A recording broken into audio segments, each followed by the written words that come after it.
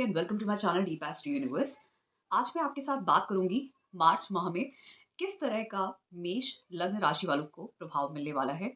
सभी लग्न राशि वालों के लिए सबसे बड़े जो बदलाव हैं बहुत नज़दीक हैं और बहुत सारे बदलाव हैं सभी की ज़िंदगी में, क्योंकि इस साल कुछ ऐसे संयोग बन रहे हैं कि शनि देव, राहु केतु, बृहस्पति देव और वहीं पे बृहस्पति देव का अतिचारी होना, साथ में शुक्र देव का मीन राशि में 4 माह तक रहना और मंगल देव का मिथुन राशि और कर्क राशि के बीच में ही भ्रमण करना। कुछ ऐसा ये संयोग है साल के स्टार्टिंग के ही पहले ही 5 महीनों में कि आपको कुछ एक जो चीज़ें हैं आपकी ज़िंदगी में बदलने वाली हैं। अब शुरुआत करते हैं मेष लग्न राशि के लिए। आपकी महादशा, अंतर-प्रत्यंतर दशा सबसे ज़्यादा इम्पोर्टेंट होती है। पहले आपकी कुंडली में जो योग होते हैं, किन प्लैनेट्स के बीच में, ग्रहों के बीच में क्या एस्पेक्ट है, युति है, क्या कंजंक्शन है, अलग-अलग तरीके से जो भी योग फॉर्म हो रहे हैं, चाहे वो योग हैं, चाहे वो दुर्योग हैं, जो भी हैं, वो किस तरह से क्या कुंडली है, लग्न है, चंद्र राशि है, नक्षत्र क्या है, पहले वो इम्पोर्टेंट है। महादशा, अंतर-प्रत्यंतर ये आपके पैटर्न को बताते हैं लाइफ के। फिर उसके बाद आता है ट्रांज़िट, क्योंकि बहुत सारे ऐसे एस्ट्रोलॉजर हैं जो बहुत बड़े-बड़े हैं, बट मुझे ऐसा लगता है उन्होंने ढंग से शायद स्टडी नहीं की है। ट्रांज़िट वो काम नहीं कर सकता जब तक कि महादशा उसको सपोर्ट ना कर रही हो और आपकी कुंडली में वो योग ना हो। तो ऐसी हाफ बेक्ड नॉलेज को मत सुना करिए। कभी किसी बड़े एस्ट्रोलॉजर से, बड़े मतलब सच में बड़े, जिनके पास टाइम नहीं है यूट्यूब पे आके वीडियोज़ बनाने का। वो एक्चुअली में एस्ट्रोलॉजी कर रहे हैं, प्रैक्टिस कर रहे हैं अपने आप के लिए और आस-पास के लोग जानते हैं, ना कि वीडियो बना के यूट्यूब पे लोगों के सामने फेमस होने के लिए। तो अब समझते हैं कि मेष लग्न राशि वालों के लिए कैसा प्रभाव होगा। अगर आप अपने लग्न को देखें तो लग्न के स्वामी बनते हैं मंगल देव। मंगल देव यहाँ पे, क्योंकि अगर हम ध्यान दें, मंगल देव पूरे ही माह में आपके लग्न के और अष्टम भाव के स्वामी होके तीसरे भाव मिथुन राशि में रहेंगे। मिथुन राशि उनके शत्रु की राशि है, लेकिन 2 चीज़ें जो आपको समझनी ये होंगी कि आपके लग्न के स्वामी हैं। अष्टम भाव को भी हम न्यूट्रल मानते हैं, ठीक है? जो बेसिक्स होती है एस्ट्रोलॉजी। फिर तीसरे भाव को हम ज़रूर क्रूर मानते हैं, पर यहाँ पे मंगल देव बहुत अच्छा प्रभाव देते हैं। आपको वो स्ट्रेंथ देते हैं, विल पावर देते हैं, एक दृढ़ निश्चय, परिश्रम करने की, हार्ड वर्क करने की, वो कहीं न कहीं आपको एफर्ट्स डालने की वो सारी प्रेरणा देते हैं। और कहीं न कभी ऐसे लोग बहुत ही ज़्यादा अपने स्किल्स के ऊपर काम करते हैं, हार्ड वर्क करते हैं, कुछ नया शुरू करने के लिए, प्रारंभ करने के लिए बहुत मेहनत करते हैं। पर इनको थोड़ी दिक्कत आती है अपने छोटे भाई-बहनों के साथ और नेबर्स के साथ, पड़ोसियों के साथ वार्तालाप करने में, क्योंकि यहाँ पे कम्युनिकेशन की राशि है। वहाँ पे मंगल देव आते हैं तो थोड़ा-सा कम्युनिकेशन को हार्श करते हैं। आप जब बोलेंगे तो कुछ ऐसा बोलेंगे कि वो स्ट्रेट फॉरवर्ड होगा। फिर इसी तरीके से यहाँ पर, क्योंकि ये शत्रु की राशि है, बुद्धि की राशि है मिथुन राशि, यहाँ पर जब ये मंगल देव जाते हैं तो ऐसे लोग कमांडर, मैनेजमेंट की फील्ड में कमांडर, ऐसे लोगों को मैंने इंजीनियरिंग, इलेक्ट्रॉनिक्स, कम्युनिकेशन की फील्ड में करते हुए देखा है, मैनेजमेंट करते हुए देखा है, बिज़नेस अच्छा करते हैं ये लोग। और साथ में अगर ये लोग किसी भी फ़ील्ड में जाते हैं तो अपने स्किल्स के ऊपर बहुत काम करते हैं। ख़ासकर ऐसे लोग मैथमेटिक्स और एनालिटिकल एबिलिटीज़ में बहुत अच्छे होते हैं, ठीक है? तो इसीलिए जैसे मैंने बोला कि आईटी सेक्टर में भी बहुत अच्छा कर सकते हैं ये लोग।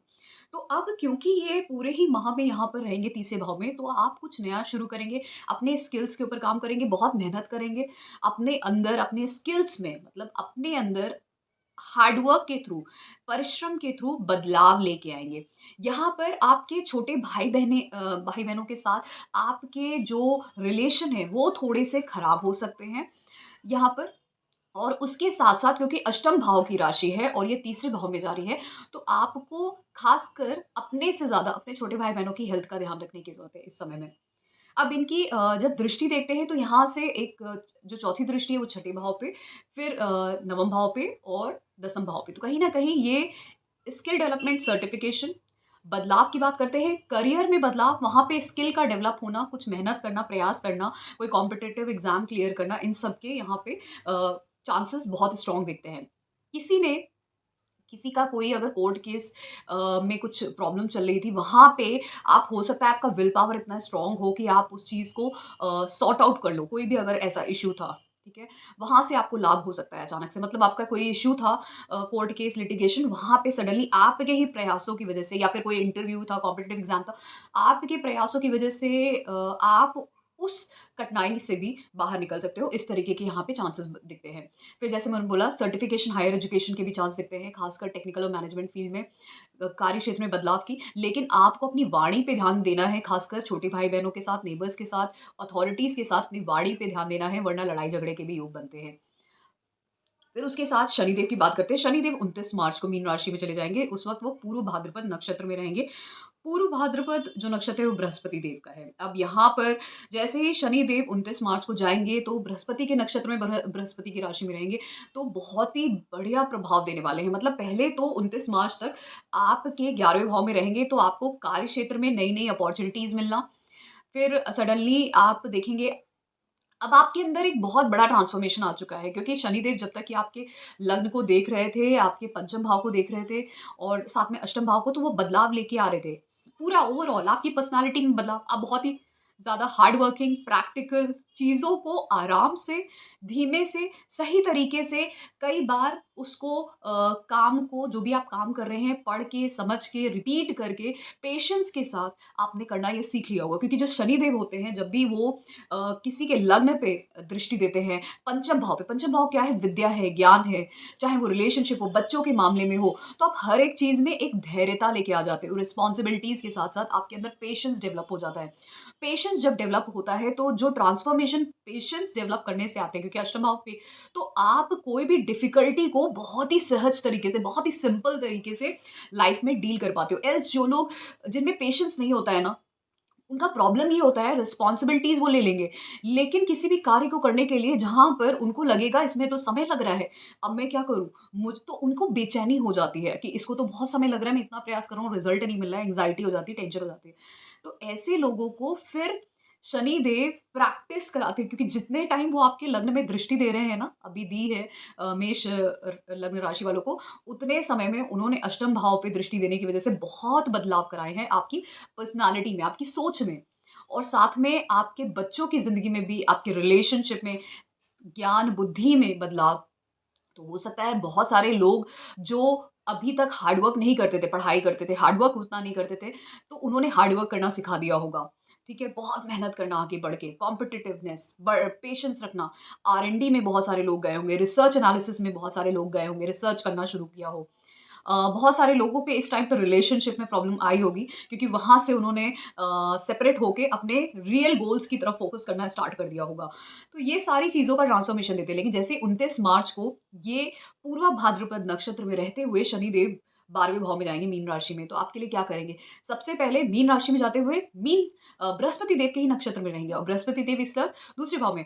तो आपको अब जो अपॉर्च्युनिटीज़ मिली है ना, वो विदेशों तक की मिल सकती है अचानक से, और विदेश से बहुत बड़े धन का लाभ हो के, या तो एमएनसी में जॉब, या विदेशों में, या दूसरे स्टेट में, इस तरीके के प्रदेश में जॉब मिलना, आपको इसके योग बहुत स्ट्रॉन्ग दिखते हैं। अगर कोई गवर्नमेंट जॉब की ट्राई कर रहा है, खासकर पुलिस, लॉ से जुड़े हुए, कोई नर्सिंग का जॉब चाह रहा है, स्पिरिचुअलिटी में जाना चाहता है, अध्यात्म में जाना चाहता है, या फिर कोई हॉस्पिटैलिटी में, हॉस्पिटल के साथ-साथ हॉस्पिटैलिटी में भी काम करना चाहता है, जैसे होटल्स और इन सब के जो काम होते हैं, वो सब हॉस्पिटैलिटी में आते हैं। तो अगर आप इनमें से किसी में भी जुड़ना चाहते हैं, तो ये जो 29 मार्च के बाद जो शनिदेव का ट्रांज़िट है, वो सब पूर्व भाद्रपद नक्षत्र में रहते हुए आपको अचानक से बहुत सारी चीज़ें बन सकती हैं। फिर बुध देव की बात करें, तो बुध देव 1 मार्च को मीन राशि में चले जाएँगे। बल्कि पहले ही चले जाएँगे, वो 27 फरवरी को ही चले जाएँगे, लेकिन 1 मार्च से हम इसलिए बोल रहे हैं क्योंकि उनका प्रभाव वही रहेगा। तो वो मीन राशि में ही रहेंगे और उत्तरा भाद्रपद नक्षत्र में चले जाएँगे। अब राशि में जो बुध देव होते हैं वो नीच के होते हैं। उत्तरा भाद्रपद नक्षत्र जो होता है वो शनिदेव का होता है। फिर मीन राशि में ही वो वक्री भी हो जाएँगे 15 मार्च को। अब यहाँ पर शुक्रदेव भी रहेंगे। शुक्रदेव बल्कि 28 जनवरी से रहेंगे मीन राशि में, और वो उच्च के रहेंगे, और 2 मार्च से वो भी वक्री हो जाएँगे, और 3 मार्च से उत्तरा भाद्रपद नक्षत्र। तो उत्तरा भाद्रपद नक्षत्र में दोनों के दोनों बुध और शुक्र दोनों ही रहेंगे, और एक शुक्रदेव 2 मार्च से वक्री हो जाएँगे, वहीं बुधदेव 15 मार्च से वक्री हो जाएँगे, राहुदेव भी साथ में रहेंगे। तो कुछ ऐसा प्रभाव होगा कि आप ये देखेंगे कि आपके तीसरे और छठे भाव के मालिक, आपके दूसरे और सप्तम भाव के मालिक जब 12वें भाव में हैं, तो अचानक से धन का व्यय भी होगा, और धन आएगा भी। ट्रैवल भी होगा और कहीं न कहीं परेशानियाँ भी आएँगी। यहाँ पे स्पाउस के साथ जाने का योग भी बनेगा फॉरेन कंट्रीज़ किसी दूसरे प्रदेश में, और परेशानी भी आएगी, लेकिन काम भी होंगे आपके।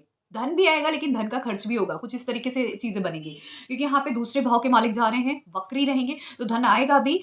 धन के बहुत सारे और भी अपॉर्च्युनिटीज़ भी मिलेंगी, धन आएगा भी, लाभ भी होगा, आपका फ्रेंड सर्कल भी बढ़ेगा, आप एन्जॉय भी करोगे। लेकिन वहीं थोड़ी समय के लिए आपको परेशानी भी होगी, क्योंकि छठे भाव के भी मालिक वहाँ पे जा रहे हैं। तो परेशानी भी होगी, कोई बीमार पड़ जाए, कोई परेशान हो जाए, और उसके साथ-साथ आपके पास लाभ होना, दूर कहीं जाना, एन्जॉय करना, धन का गेन होना, कोई बिज़नेस स्टार्ट कर सकता है एक्सपोर्ट-इम्पोर्ट का इस समय में। जैसे मैंने बोला, विदेशों में जाने की अपॉर्च्युनिटीज़ आपके स्पाउस को भी हो सकता है, और ये चांस आपको भी मिल सकता है, दोनों के चांसेस बनते हैं। बट स्पाउस के साथ जाने के चांसेस सबसे स्ट्रॉन्ग बनते हैं। और इसी के साथ-साथ कुछ चीज़ें ऐसी भी होंगी जहाँ पर आप ये देखेंगे कि क्योंकि तीसरे भाव के मालिक हैं, तो ये ट्रैवल को बहुत स्ट्रॉन्गली इंडिकेट करते हैं। और जो लोग ख़ासकर चाहते थे कि वो बल्कि कुछ भी अपने लिए कुछ नया शुरू करना चाहते थे। मेबी कोई बिज़नेस शुरू करना चाहते थे, कोई काम शुरू करना चाहते थे विदेशों से जुड़ के, एक्सपोर्ट-इम्पोर्ट का, तो वो कर सकते हैं। ख़ासकर क्योंकि छठा भाव भी एक्टिव रहेगा, और शुक्रदेव की उनके साथ कहीं न कहीं बुध देव की युति भी रहेगी। तो ये जो युति है, कहने के लिए बुध देव यहाँ पर नीच के रहेंगे। पर क्योंकि यहाँ पे उच्च ग्रह जो शुक्र देव हैं, यहाँ पर मीन राशि में उच्च के हो जाते हैं, तो नीच भंग राजयोग बनेगा यहाँ पर। तो इसलिए, और इस कुंडली के लिए ये भले ही शुक्र देव और साथ में बुध देव फंक्शनल मेलेफिक हैं, पर आपस में तो ये बेनिफिक है ना दोनों साथ में, और दोनों की युति भी एक बहुत बड़ा राजयोग बनाती है। और नेचुरल बेनिफिट भी हैं। तो इसलिए इसके दोनों प्रभाव मेष राशि को दिखेंगे, अच्छे और बुरे। बीमारी होना, पैसे का खर्च होना, ये हो सकता है साथ में। किसी का आपसे सेपरेट होना, कोई इश्यू होना, ये भी होता है, होगा। लेकिन साथ ही इसी के साथ आपका धन आना, धन के योग बनना, ट्रैवल होना, फॉरेन के अपॉर्च्युनिटीज़, साथ में दूसरे प्रदेश जाना, स्टेट में जाके सेटल होना, कोई बिज़नेस एक्सपोर्ट-इम्पोर्ट का शुरू करना, लोन मिल जाना किसी चीज़ के लिए जो आप बिज़नेस शुरू करना चाह रहे हो, इस तरीके के योग बनेंगे, तो बहुत स्ट्रॉन्ग बनेंगे वो।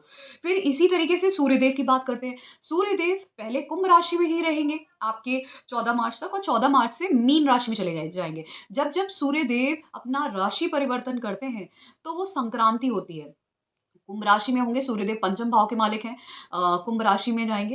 कुंभ राशि में शनिदेव रहेंगे, उनके साथ युति रहेगी।